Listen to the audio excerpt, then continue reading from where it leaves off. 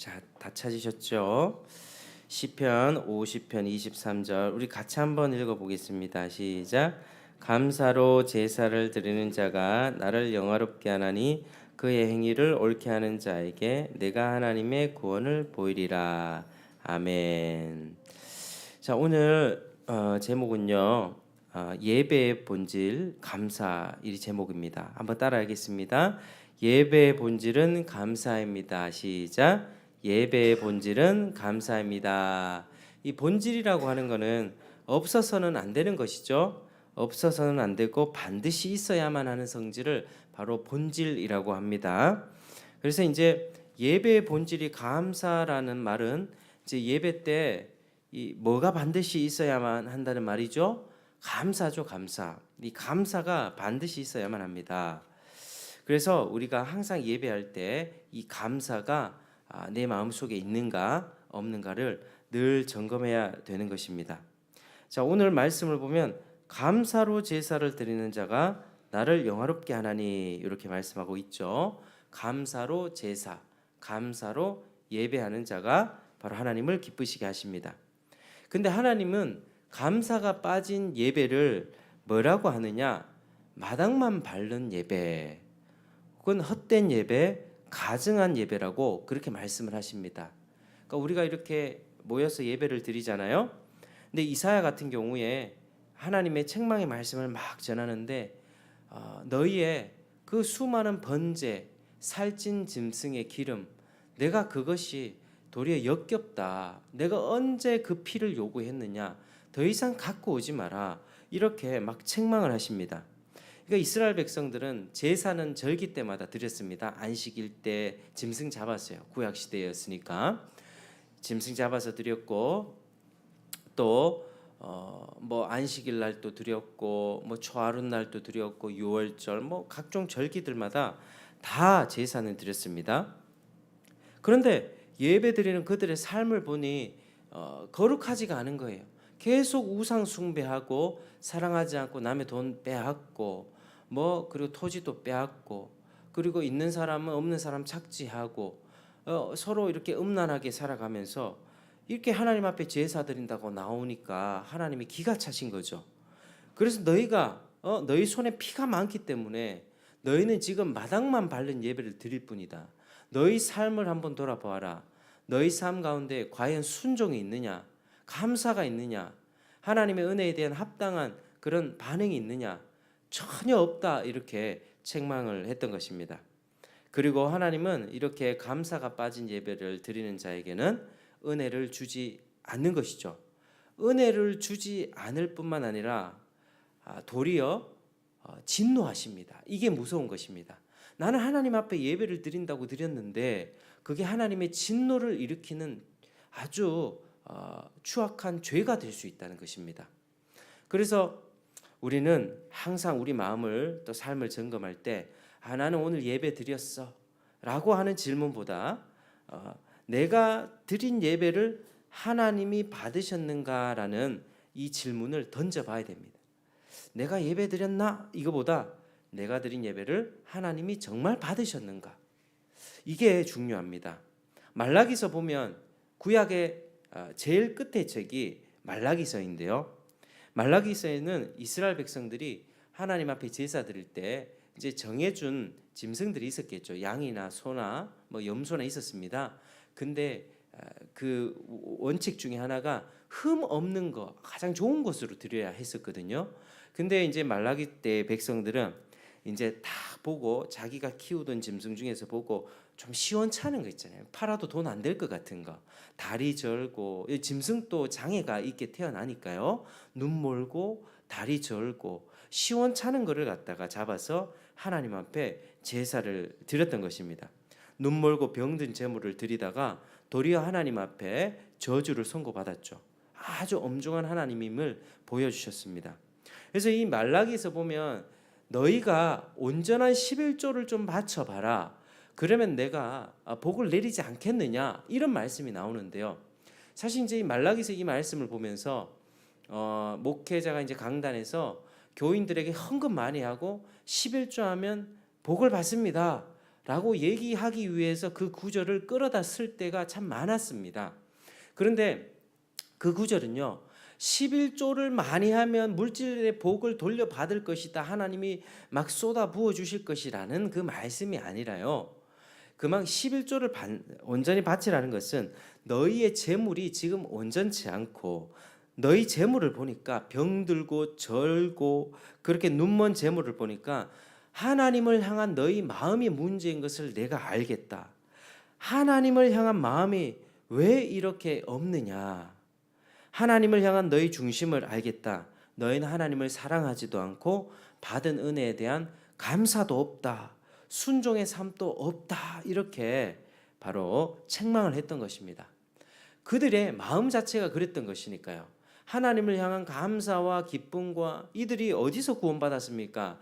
출애굽했지 않았습니까? 바로의 노예 생활에서 그들은 뭐 이렇게 아주 고된 노동으로 벽돌 이기기를 했고요. 뭐 건물을 지었고 국고성을 지었고, 그리고 재료도 주지 않은 채 물건들을 만들어내야 했던 아주 그런 노예 생활에 시달리던 사람들이었습니다.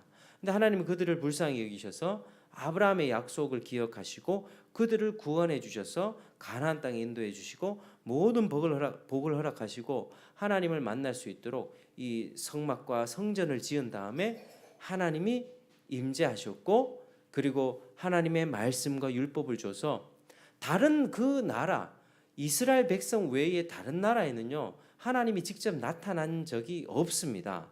하나님은 오직 그 강대국, 뭐 애굽도 있고 뭐 바벨론도 있고 아수르도 있고 뭐 여러 두로 시돈 뭐 주변에 여러 이방국들 강대국들이 있었지만, 하나님은 가장 보잘것없고 미약해 보이는 그 이스라엘 백성들을 딱 선택하셔서 자기 백성을 삼으시고 그렇게 많은 은혜를 베풀어 주시고, 순종하면 복 받는 그런 최상의 길들을 알려주셨는데도 이스라엘 백성들은 하나님을 안 섬겼죠. 계속 우상을 숭배하고 하나님의 율법에 불순종하는 삶을 살았던 것입니다. 이게 이 끝도 없는 이 죄악성을 구약 성경에서 우리가 볼 수 있습니다. 그래서 인간이 얼마나 철저하게 부패할 수 있는가, 그것은요 구약 성경에 보면 자세히 알 수 있습니다. 그것은 구약 시대 유대인들만의 이야기가 아니라 오늘의 우리의 이야기도 될 수 있는 것이죠. 그래서 그들은 성전이 있었고 제사 제도가 있었지만 번듯한 제물, 이렇게 뭐 어떤 화려한 성전도 있었고요, 모든 제사가 있었지만 하나님 앞에 나오는 그 태도, 자세 전혀 준비가 안 된 겁니다. 그래서 하나님 앞에 제물을 바치고 11조를 드릴 때 대충 보고 돈 안 될 것 같은 거, 시원찮고 형편 뭐 보니까 이거 뭐 가게에 도움도 안 될 것 같은 그런 쓸모없는 제물을 갖다가 바쳤던 거죠. 하나님이 그랬습니다. 야, 이런 제물을 갖다가 너희 총독에게 한번 바쳐봐라. 총독이 기뻐 받겠느냐? 하나님이 그런 마음이셨습니다. 이스라엘 백성에게요 상처를 받으신 거죠. 마음이 굉장히 아프셨습니다. 근데 하나님이 생각해 보시면 하나님이 그 소나 양이나 그런 것들, 그 제물이 하나님께 뭐가 도움이 더 됐겠습니까? 하나님은 천지 만물의 창조주이시며 모든 것의 주인이신데 그게 뭐가 필요했겠습니까? 근데 하나님은 그런 제도를 주심으로써 죄 사함의 원리와 하나님 앞에 나올 때는 반드시 그렇게 피를 흘려야 하고 하나님 앞에는 가장 좋은 것으로 감사하는 마음을 담아서 제물을 드려야 한다는 것을 계속해서 가르쳐 줬던 것이죠. 그런데 이스라엘 백성들은 그런 걸 전혀 지키지 않았습니다. 그래서 오늘 말씀에 감사로 제사를 드린 자가 나를 영화롭게 하나니, 그래서 구약에는 제사였고 신약에는 이제 예배인데요, 이 제사 드리는 사람의 이 마음에는 항상 감사가 있어야만 하는 것입니다. 우리 구약 성경에 구약에서 제사 제도를 보면요 5가지입니다. 한번 따라해 보겠습니다. 번제, 소제, 화목제, 속죄제, 속건제. 요거는 이제 제사의 어떤 목적과 성격에 따라서 5가지로 나눈 겁니다. 번제, 소제, 화목제, 속죄제, 속건제. 그리고 제사할 때는 또 방법이 있어요. 한번 따라하겠습니다. 화제, 요제, 거제, 전제. 그러니까 이거는 제물을 어떻게 드리는, 제물을 드리는 방식을 분류한 겁니다. 네 가지는.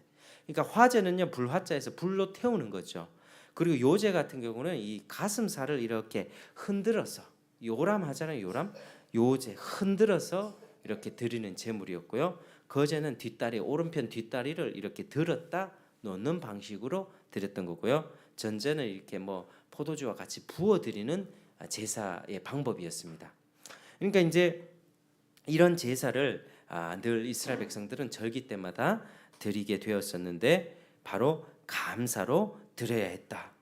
희생으로 바칠 짐승의 머리 안수를 한 다음에 나의 죄를 다 전가시키는 겁니다.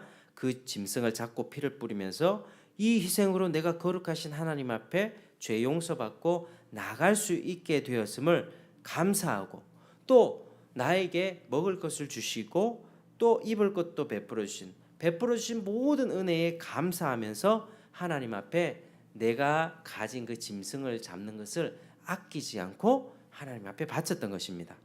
그렇게 감사로 제사를 드릴 때 하나님이 기쁘게 받으시고, 하나님은 어떻게 해주시겠습니까? 우리에게 다시 더 많은 은혜로 보답해 주십니다. 하나님이 그런 분입니다. 하나님이 제사 제도를 정해 주신 것은요, 그걸 뭐 이렇게 그들이 키우는 뭐 재물을 빼앗아 가지고 뭘 하려고 하는 게 아니라 가장 복을 더 주기 위해서 그런 거죠. 하나님께서 정해 주신 방식대로 제사하고 예배하는 삶을 살아가면 하나님이 그 마음과 그의 중심을 보시고 하나님이 더 복을 내려주고 싶으신 것입니다. 그래서 우리가 하나님에 대해서 생각할 때 늘 하나님은 풍성한 분이다. 하나님은 우리에게 복을 주기를 원하고 좋은 것들을 주기를 원하시는 그 하나님이다.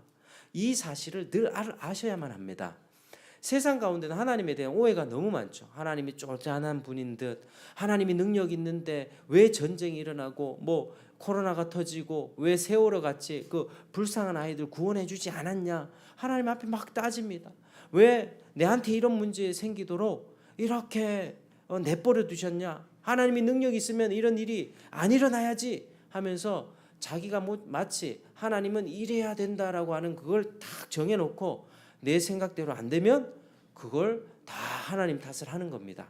하나님이 왜 선악과를 만들어 놔가지고 아담을 죄짓게 만들어, 하나님이 선악과 만드신 거는요 더 큰 복을 주기 위해서입니다.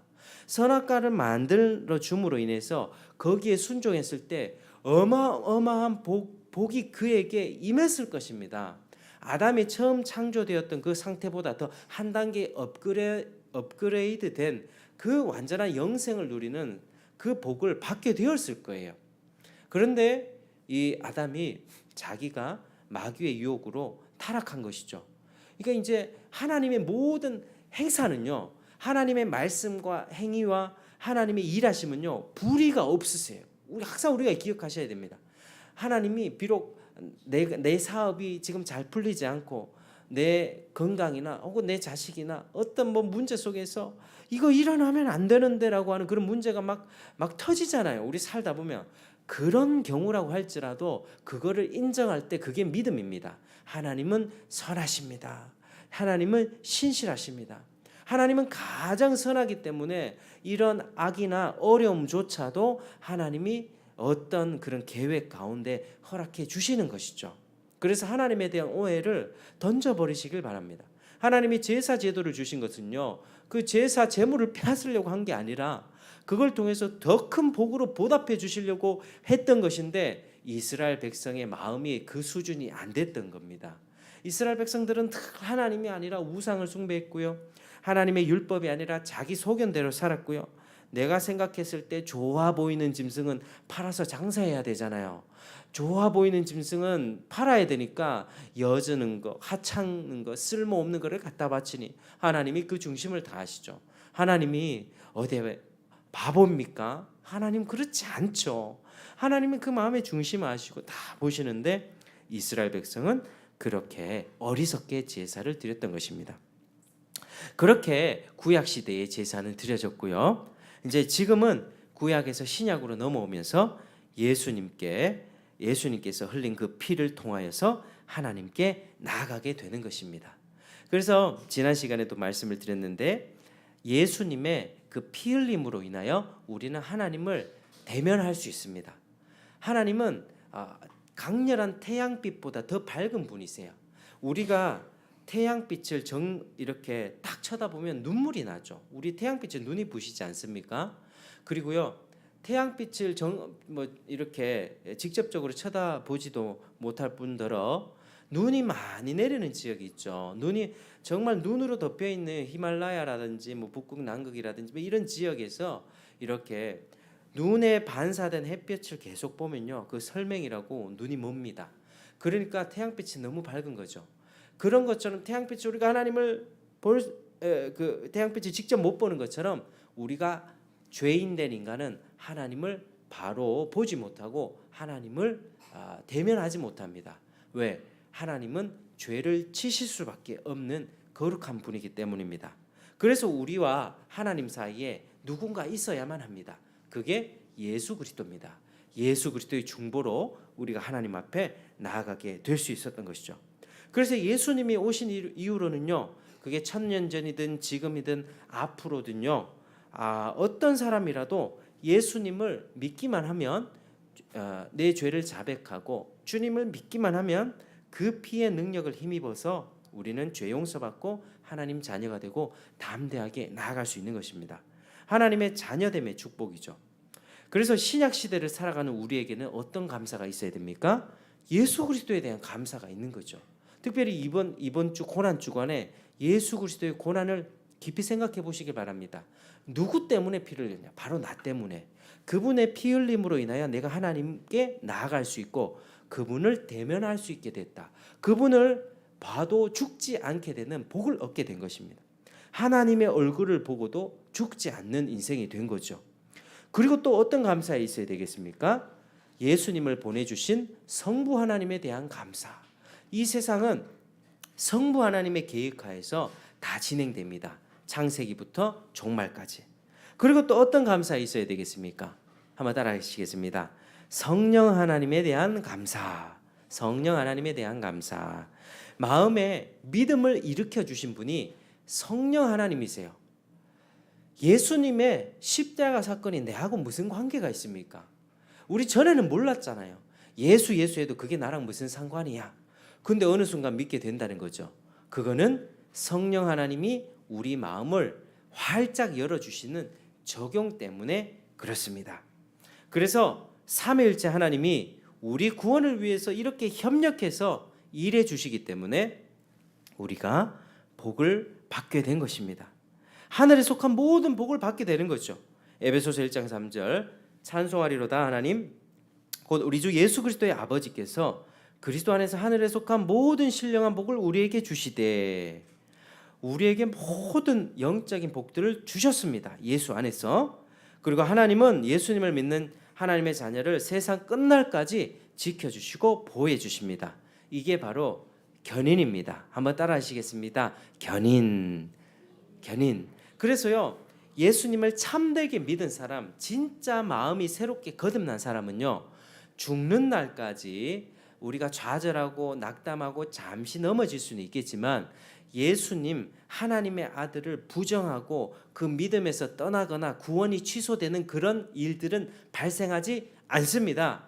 혹시나 밖에 나가서 누군가가 이렇게 믿다가 구원이 취소됩니다 라고 얘기한다면 그거 아니라고 말할 수 있어야 합니다. 하나님은요, 우리를요 애초부터 아셨어요. 우리가 죄 많은 인생이라는 거 아셨어요. 우리도 하루를 살다 보면 어떨 때는 밤에 잘 때 내가 오늘 이런 죄를 지었네 하면서 머리를 쥐어 박을 때 있죠. 내가 이런 죄.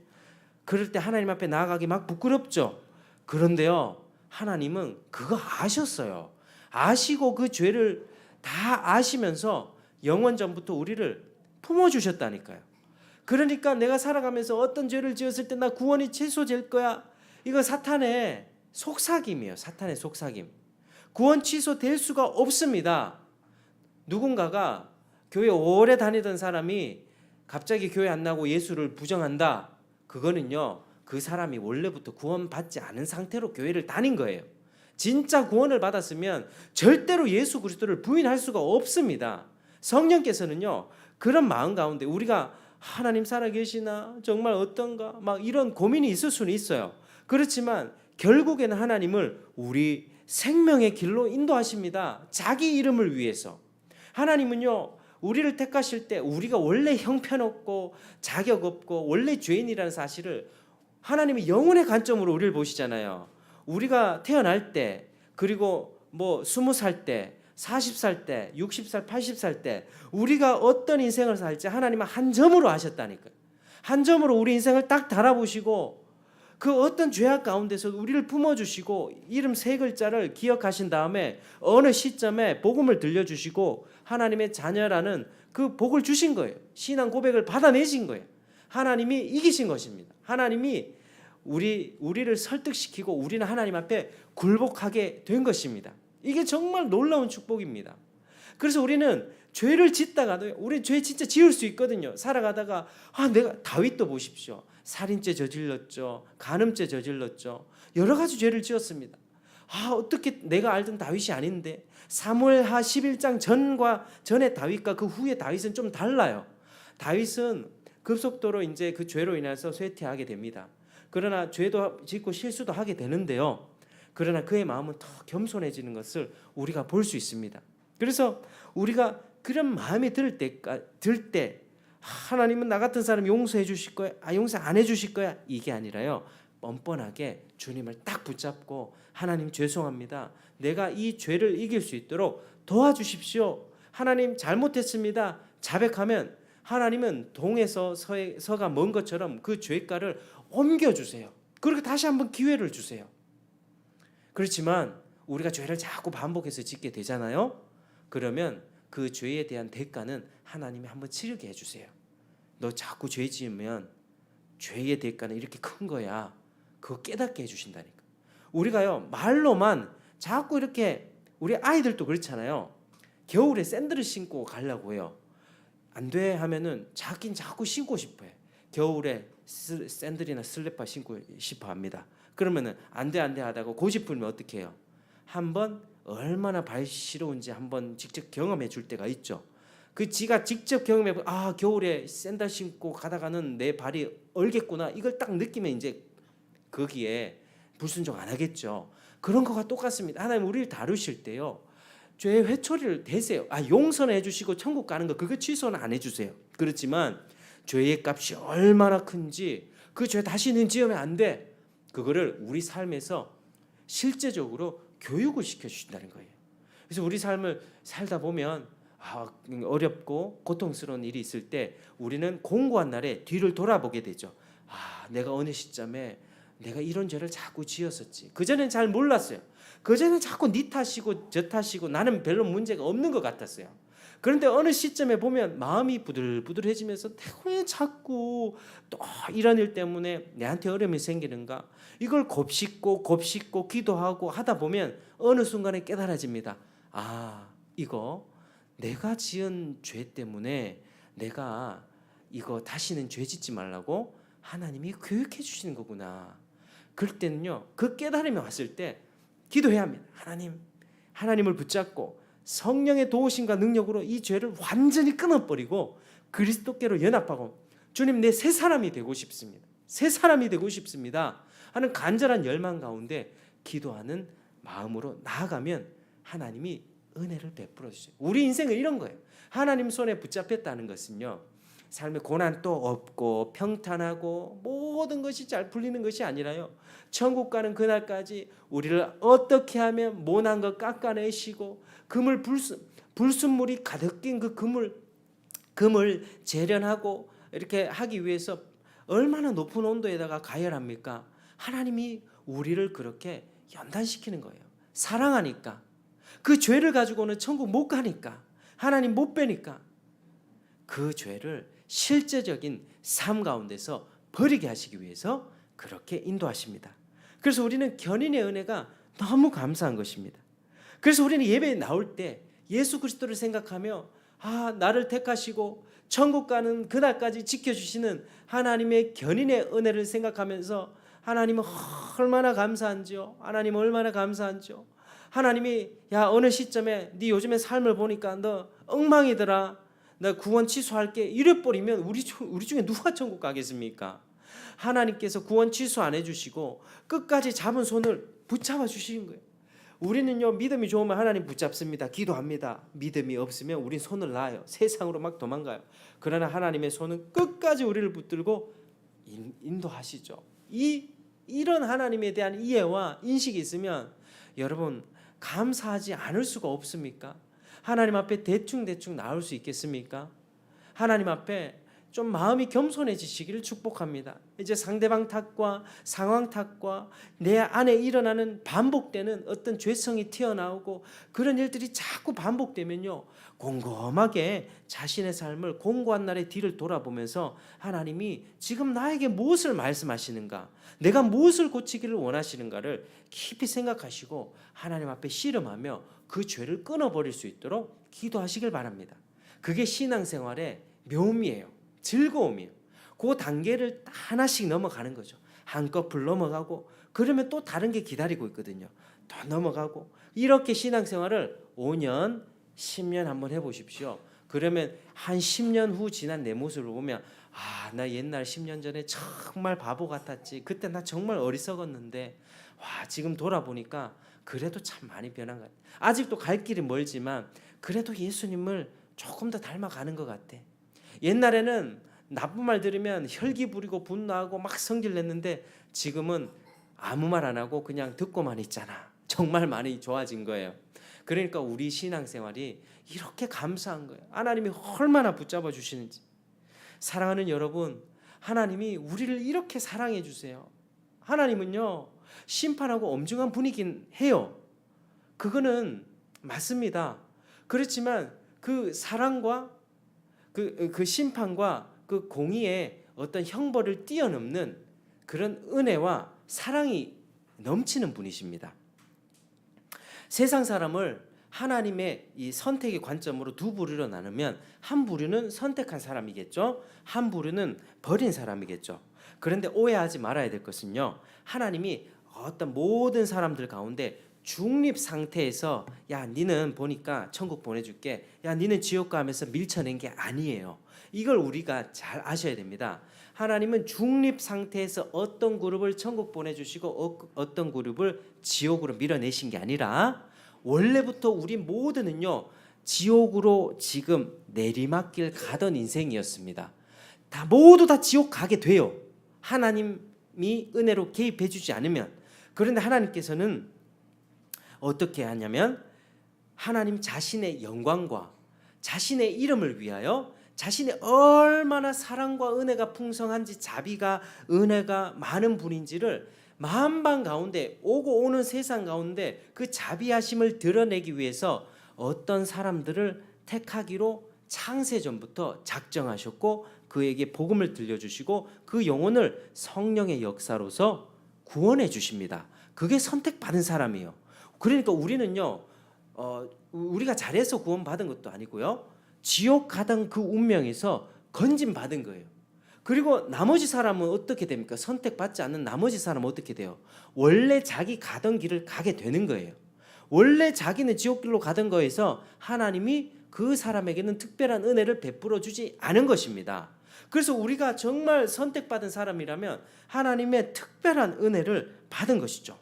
하나님은 긍휼이 많으셨어요. 선택받은 사람이나 선택하지 않은 사람이나 버려진 자나 이 세상을 살아가면서 동일한 은혜를 베풀어 주세요. 해와 달, 비를 내려주셔서 먹고 살기에 부족함이 없도록 하나님이 그런 은혜를 일반적인 은혜를 베풀어 주시죠. 자연의 축복. 또 믿지 않는 사람도 가정을 이루면서 소소한 행복을 누리며 살 수 있죠. 가족 간에 서로 힘을 얻고 위로하면서 그런 것들이 바로 하나님의 일반 축복입니다. 그런데 유기된 자들은요 버려진 자들은 그게 하나님의 손길인 걸 모릅니다. 그리고 복음도 거부하면서 살아가죠. 내가 살아가는 모든 것들이 하나님의 은혜라는 걸 그 사람들은 몰라요. 그렇지만 그들은 그렇게 자기 나름대로의 방식과 자기 소견대로 살아가다가 결국에 자기가 가던 그 길로 멸망의 길로 쭉 가게 되는 것이죠. 여기에는 돈 많은 사람도 있을 수 있어요. 박사학위 받은 사람이 있을 수 있어요. 아니면 가난한 사람도 있을 수 있어요. 수많은 사람들이 택함 받지 못한 사람들은 그렇게 자기 길을 가게 됩니다. 죽어서야 알게 되겠죠. 하나님이 정말 살아계셨구나. 죽은 뒤에야 너무 늦게 알게 되는 것이죠. 그런데 하나님의 선택받은 인생들은, 건진받은 인생들은 어느 시점에서 자기의 죄인됨을 자각하고 복음을 믿고 하나님께 나오게 됩니다. 모든 것이 하나님의 은혜였다. 은혜라는 찬송 너무 좋죠. 모든 것이 은혜, 모든 것이 은혜. 그리고 앞으로도 은혜로 살아가야 한다는 것을 직접적으로 인식하게 돼요. 왜? 하나님을 알게 되니까요. 그리고 하나님의 돌보심을 적극적으로 의지하며 살게 됩니다. 때를 따라 돕는 은혜를 구하며 살게 됩니다. 여러분, 우리가 왜 감사해야 되는지 그 이유를 아시겠죠? 하나님이 이렇게 우리에게 풍성한 사랑과 은혜 베풀어 주셨기에 어찌 감사 안 할 수가 있겠습니까? 하나님이 또 우리를 돌보시는 하나님이 어떤 분입니까? 무에서 유를 창조하신 전능하신 분 아니겠습니까? 못하시는 일 전혀 없습니다. 못하시는 일 전혀 없으세요. 임신하지 못한 태에서 임신 또 가능케 하시고요. 죽은 사람 또 살리시는 그분이 우리의 먹고 살 길 책임 안 져주겠습니까? 우리의 어려움 가운데 건져주지 않겠습니까? 하나님의 능력과 그 하나님의 성품을 알게 되면 감사할 수밖에 없습니다. 그래서 우리가 하나님의 자녀가 되었기에 우리는 모든 혜택을 받으면서 살게 되는 것입니다. 이 사실에 감사하길 축복합니다. 영원 전부터 하나님이 이런 계획 가운데 우리를 불러내 주셨고 우리는 결국 하나님의 손에 붙들려서 천국에 넉넉하게 들어가게 될 것입니다. 이게 하나님의 은혜고 하나님의 사랑입니다. 예배자가 가져야 할 본질적인 감사는 바로 이것이죠. 그러니까 주일날 예배 드리면서 생색내듯이 하나님 나 오늘 진짜 바쁜데 뭐 다 빼고 왔다 이게 아니라요. 하나님께 나올 때는요. 자신의 모든 것을 바치는 그 마음으로 그렇게 나오셔야 합니다. 예전에는 예배란 거 없었거든요. 예배는 하나님 만나는 자리거든요. 부족한 목사의 설교를 통해서 하나님과 교감하고 교통하고 그리고 삶의 방향들을 다시 한번 하나님께 인도받는 너무나도 귀한 시간이에요. 혼자서 성경 읽을 때 은혜를 많이 받아요? 설교 들으면서 은혜를 많이 받습니까? 보통 하나님이 역사하실 때는요. 설교 때 그렇게 많이 하십니다. 여러분, 우리가 하나님 앞에 이렇게 은혜를 받게 된 것에 대해서 감사하시길 바랍니다. 우리가 하나님을 아버지라 부를 수 있게 된 것 한번 불러보실까요? 하나님 아버지. 시작. 하나님 아버지. 아버지 얼마나 감사합니까? 하나님 아버지. 그 은혜에 대해서 감사하십시오. 그리고 뭐 이리저리 들려오는 소문에 대해서 불안해하지 마세요. 뭐 코로나고 있고요. 우리 기독교는 언제든 막 위축이 돼요. 막 힘을 잃어가고 있어요. 뭐 최근에는 뭐 전도하다가 경찰이 출동하고 막 이런 일이 생기는데요. 우리 세상을 보면 골리앗 같아요. 골리앗. 골리앗 같아. 너무 높은 성벽 같아. 여리고 같다. 그렇지만 기독교 이 수천 년의 역사 가운데 쉬웠던 적은 한 번도 없었습니다. 우리는 그동안 너무 편하게 살아왔던 거예요, 사실은. 그러니까 우리의 위기 가운데서도 골리앗 두려워하지 않았던 한 사람 누구였죠? 믿음이 충만했던 다윗이었죠. 하나님의 영에 감동된 충만한 소년. 다른 그 용사들에 비해서 키가 작아서요. 갑옷도 입기에 버거웠던, 갑옷도 무거워서 그렇게 작았던 그 소년이 저 골리앗이 뭔데 이 하나님의 군대를 모욕하느냐 하면서 돌 가지고 나갔다니까요. 사무엘상 17장을 읽어보십시오. 물맷돌 가지고 던져버리니까 골리앗의 이마에 빡 맞고 죽게 된 것입니다. 우리가요 위축될 이유가 전혀 없습니다. 두려워할 이유 전혀 없습니다. 우리가 기도 안 하고 자꾸 하나님이랑 멀어지면 세상에 두려움이 되겠죠. 자꾸 눈치를 보게 되겠죠. 우리가 이럴 때 기도해야 합니다. 감사하면서 하나님 주의 자녀 되게 하심을 감사합니다. 고난과 어려움을 주셔서 감사합니다. 하나님 그런데 나는 믿음이 부족합니다. 나의 믿음 없음을 용서해 주십시오. 내 믿음 없음을 붙잡아 주십시오. 하나님 앞에 이렇게 기도할 때 하나님은 은혜를 더 부어 주셔서 이 세상을 이길 수 있는, 능히 이길 수 있는 큰 믿음 허락하실 것입니다. 그게 하나님의 은혜입니다. 그러니 우리는 하나님께 감사하며 그 은혜를 높이 기르며 우리의 영혼을 결코 지옥 보내지 않는 완전한 하나님 나라에 안전하게 데리고 가시는 그 돌보심을 의지하며 살아갈 때 그의 삶은 자연히 순종하게 되는 것이죠. 순종하는 사람은 예배에 감사하는 마음으로 예배 옵니다. 옛날에 우리 어른들은요, 토요일 밤에 토요일 날 목욕을 했어요. 하루 깨끗하게 때를 밀고요, 목욕을 하고요. 하나님 앞에 바칠 헌금을 다리미로 싹 다려놓고 빳빳하게 다려놓고 그렇게 헌금을 했습니다. 근데 요즘에 이런 정신들이 많이 없어졌어요. 그래서 뭐 그게 뭐 율법주의적이다 이게 아니, 저는 그렇게 보이는 게 아니라요. 우리의 믿음의 선배들 어른들이 얼마나 하나님 앞에 감사하고 그런 감격이 있었는가를 알게 되는 거죠.